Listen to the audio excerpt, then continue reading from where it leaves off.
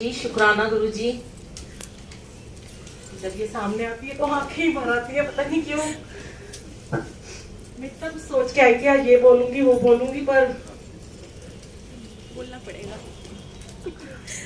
जय गुरु जी। संगत जी, ये कहते हैं कि ना ये शुक्राने के आंसू होते हैं और हम उनके रोम रोम हमारा शुक्रगुजार है कि हमारे पास कहते हैं ना शब्द ही खत्म हो जाते हैं उनका शुक्राना करने के लिए कि गुरुजी ने कैसे इस प्यारी सी बेटी को इतना सुंदर एक नया तन दिया, नए बाल दिए। नहीं, इसके बालों पे तो हम सब फिदा ही हो गए हैं और गुरुजी तो वैसे ही फिदा हो चुके हैं। और इतना इसको प्यार मिला है गुरु संगत का। कहते हैं गुरुजी, कहते हैं संगत जी, ये शेयर करना बहुत जरूरी है कि मैं आपको एक बात बताती हूँ। हम लोग जब भी कभी सामूहिक मंत्र जाप करते हैं और किसी ऐसे इंसान के लिए करते हैं कि जिसको हम जानते नहीं है, या हम उसके लिए जब भी कोई गुप्त अरदास करते हैं या कोई ऐसा गुरुजी जाप करवाते हैं कि जब सब मिलकर सारी संगत करती है तो उसका जो फल होता है ना वो बहुत सारे अश्वमेध यज्ञ के बराबर हो जाता है। जैसे पुराने जमाने में देवी देवता तप करते थे और यज्ञ करते होते थे, कितने हजारों करोड़ों देवी देवताओं को बुलाते थे, तब जाके एक यज्ञ संपन्न होता था। गुरु जी ने सारे देवी देवता संगत के रूप में यहीं इकट्ठे कर दिए। गुरु जी कहते हैं तुम कहां देवी देवताओं को ढूंढते हो, पहले तो मैं यहाँ सबका कल्याण करने आया हूं। और उसके बाद गुरु जी ने संगत को भेज दिया, किसी ना किसी रूप में भेज दिया, कोई ना कोई जरिया बना के भेज देते हैं। हमें भी किसी ने मिलवाया, हम उनके शुक्रगुजार हो जाते हैं। वो तो एक सोर्स गुरुजी ने बना दिया कि चलो ये तुम्हें मिलवाने आया, बाकी तो आपकी अपनी अपनी जर्नी होती है, कोई किसी को जोड़ नहीं सकता। हाँ, ये है कि अगर आपको कोई ब्लेसिंग मिली है तो आप संगत को जोड़ो, क्योंकि जैसे आंटी को इतनी ब्लेसिंग मिली तो आंटी ने पता नहीं कितने लोगों को जोड़ा। भावना आंटी ने, और अमृत वेले से जोड़ा, मंत्र जाप से जोड़ा, जल प्रसाद की शक्ति के बारे में बताया, क्योंकि सत्संग वही होता है जो हमें मिलता है, हम वही बांट सकते हैं जो हमारा सच्चा सत्संग होता है, जो हमारी ब्लेसिंग होती है। आप ये देखो, कभी भी कोई भी गुरुजी के सामने बैठ कर ना बनाकर कभी कोई सत्संग नहीं शेयर कर सकता, झूठ तो वो बोल ही नहीं सकता। क्योंकि जब गुरुजी गद्दी लगी हुई है, गुरु महाराज यहाँ आके बैठे हैं, तो यहाँ तो झूठ का कोई काम नहीं है। और वो अपनी ब्लेसिंग ही शेयर करेगा, ये नहीं कि वो इधर उधर की बातें करेगा, उसका काम है उसको ब्लेसिंग शेयर करनी है। आगे सुनने वाले का कल्याण होगा ही होगा। हो सकता है आज ना हो रहा हो आपका कल्याण, हो सकता है आप यहाँ सत्संग सुन के जाओ, आप यहाँ पहली बार आए हो गुरुजी के सत्संग में, और जब आप यहाँ से जाओ तो जब आपको गुरु की महिमा सुनने को मिले तो आपको जब कोई भी दुखी परेशान इंसान मिले आगे जाके, तो आप एटलीस्ट उसे खुद चाहे मानो ना मानो, मेरा ये कहना है, हो सकता है कि किसी भी नए इंसान को गुरुजी से जुड़ने में समय लगता है, क्योंकि हमें भी लगा था जब हम गुरुजी को नहीं जानते थे तो हमें भी लगता था कि ऐसे कौन से गुरुजी हैं, ये कोई ऐसे गुरु होते हैं जो इतने लैविश कपड़े पहनते हैं, इतने स्मार्ट बन के रहते हैं, इतने सुंदर सुंदर चोले, और इतना लैविश यहाँ पे खाना पीना मिलता है और खुद सज धज के लोग आते हैं। तो नहीं पता होता, पहली बार आपको ऐसा लगता है कि पता नहीं हम एक नए युग में आ गए हैं, नई जगह पे आ गए हैं, हमारे मन में इवेंट बढ़ चलते हैं। पर अगर आपको लगता है घर जाने के बाद कि हाँ मुझे वहां पे ना कुछ पॉजिटिविटी मिली है, मुझे वहां पे कुछ प्योरिटी मिली है, मुझे वहां से लगा कुछ है, यहाँ पे कुछ बात है, यहाँ गुरुजी में कुछ तो बात है, तो आप ना खुद चाहे मानो ना मानो, आप जो दुखी परेशान दिखे, ये ना सोचना कि वो आपका रिश्तेदार ही होना चाहिए, ये भी मत सोचना कि वो आपका फैमिली मेंबर होना चाहिए। हो सकता है सबसे पहले आपके दिमाग में एक नाम आए आपकी मेड का, कि मेरी तो मेड बड़ी दुखी रहती है, उसका पति उसे बड़ा मारता है, उसके घर में काम नहीं है, बड़ी परेशान है। तो सबसे पहले हम अपनी मेड को ही गुरुजी के बारे में बता दो जाके, इतने खुश हो जाएंगे गुरुजी, इतने खुश हो जाएंगे कि आपके सारे बंद रास्ते उन्होंने खोल देने हैं। और फिर मेरी तो शुरुआत ही यहीं से होती है। मैं तो बहुत बड़े बड़े राजा महाराजाओं के नाम ही नहीं लेती हूँ, और कोई नहीं तो सब्जी वाले को ही जोड़ दो, और कोई नहीं तो स्वीपर को ही कह दो, और कोई नहीं तो कैब वाले को जोड़ दो, और कोई नहीं तो ड्राइवर को जोड़ दो। पहले शुरुआत यहाँ से करो, क्योंकि उन्हें बहुत नीड होती है, उन्हें गुरुजी की बहुत। आप किसी बड़े से बोलोगे ना जो बहुत रिच फैमिली का होगा, वो कहेगा हमारे को तो बहुत दिया हुआ है। उसे नहीं पता कि उसे जितना दिया है ना वो उसमें भी तृप्त नहीं है, और जो छोटा है जिसको कुछ नहीं दिया वो बहुत तृप्त चल रहा है। लेकिन उसको कोई ब्लेसिंग मिलनी होगी जब आपके थ्रू उसे मिलेगी। मैंने बहुत सारे ऐसे लोग देखे हैं कि जो खुद तो मानते नहीं थे, पर उनकी मेड ने मानना शुरू किया, और उनकी मेड को तो ब्लेसिंग मिली, और उनके जिसने उसको जोड़ा उसे अपने आप ही मिल गई। उसने मांगा भी नहीं गुरुजी से और उसको ब्लेसिंग मिल गई।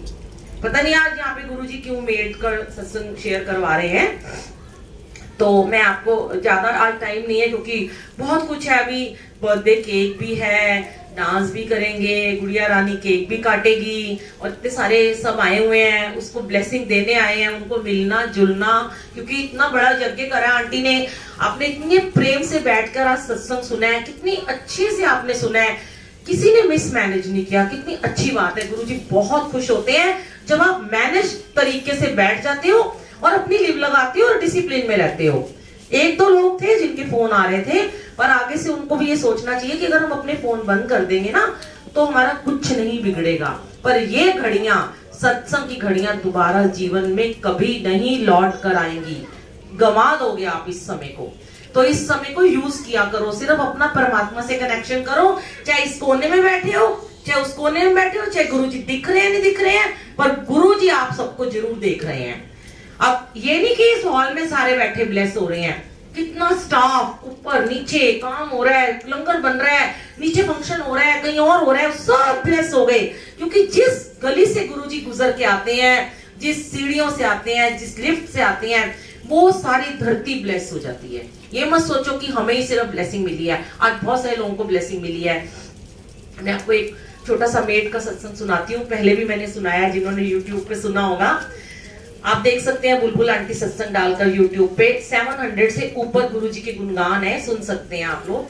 हमारे घर में नोएडा में एक मेड रहती थी, लक्ष्मी नाम था उसका, और वो हमारा बड़ा अच्छा खाना भी बनाती होती थी। जब मैं नोएडा में थी 10 महीने के लिए मैं वहां पर गई थी, तो क्या हुआ कि उसको ना थायराइड था गले में। अब उसको हमारे घर में गुरुजी का गद्दी लगी, भोग लगता था। पहले हमारे गुरुजी को हमने बाहर एक रूम में बिठाया हुआ था, कुछ दिन बाद गुरुजी अंदर आ गए थे, अंदर वाला रूम उन्होंने ले लिया था, और उसी में हमारे सत्संग वगैरह होता था। तो मैं उन दिनों बहुत बिजनेस में अपने डूबी रहती थी, तो मैं जैसे जाती थी तो मैं उससे कहती थी कि ना तू ना पीछे से मेरे को, तू देर से आई है तो गुरुजी को ना भोग लगा दियो, और अगर तू शाम को आए तो तू चाय का भोग लगा के ना वो चाय तू पी लिया करियो। तो उसने कहा ठीक है। अब संगत जी वो आने लगी, शाम को आने लगी, और जब बर्तन वगैरह करके जाती, खाना बनाती, तो उसको जैसे मैंने कहा वो चाय का भोग लगाती। एक दिन वो मुझे कहती है कि आंटी मैं ना आपके घर में आती हूँ ना, हमारा तो रूम में गुरुजी बैठे हुए थे, पर ड्राइंग रूम में सिर्फ एक स्वरूप लगा था येलो वाला। तो मुझे कहती है कि जब मैं किचन में काम करती हूँ ना, तो जो अंदर गुरुजी बैठे हैं ना, ये जो येलो स्वरूप में है, ये मुझे सोफे में बैठे हुए नजर आते हैं, और ना ये ऐसे ही बैठे मुझे देखते रहते हैं। कह रही मैं तो डर के मारे ना दरवाजा खोल देती हूँ मैं, कि मुझे लगता है मुझे कुछ कह ही ना दे। तो मैंने कहा पागल है तू, दरवाजा खोल के काम करती। कह रही मुझे बहुत डर लगता है, मैं जल्दी से चाय रख के आती हूँ और जल्दी जल्दी पी के मैं भाग जाती हूँ। मैं हंसने लगी, मैंने कहा इसको गुरुजी दर्शन दे रहे हैं, देखो हमें तो दिए नहीं, इसको दे रहे हैं। तो गुरुजी सबसे पहले मेड्स को दर्शन दे देते हैं। अब उसके बाद क्या हुआ, कुछ दिनों के बाद महासमाधि दिवस आया। महासमाधि दिवस पे हमने अमृत वेला किया, 100 से ऊपर संगत थी। तो हमारा अमृत वेला करते करते 8 बज गए हमें, तो वो 8 बजे ही काम करने आती थी। तो मैं सत्संग शेयर कर रही थी, तो वो मेरे को कहती है आज मैं भी कुछ कहना चाहती हूँ, जबकि मैंने उसे कभी नहीं कहा कि तू सत्संग सुना। हाँ मैंने उसको ये जरूर कहा था कि तेरे गांव में ना हम कभी सत्संग करने जरूर आएंगे, गुरुजी ने चाहा तो संगत जी जो उसने बताया, मतलब सब हैरान हो गए और सबकी आंखों में ऐसे पानी आ गया कि कैसे हमारे गुरुजी घर बैठे किसी को ब्लेस कर देते हैं। वो लड़की बोलती है कि आंटी मैं इनको चाय पिलाती थी और वो चाय मैं फटाफट पी के भाग जाती थी। कह रही अभी 5-6 दिन पहले की बात है, उसके हस्बैंड उसको कहते हैं, उसने ना अपने गले में काले रंग का एक कंठी सा धागा बांधा हुआ था। तो मैंने भी देखा था उसके गले में बड़ी स्वेलिंग थी, क्योंकि उसको काफी ज्यादा थायराइड था और वो धागा टाइट था उसके गले में।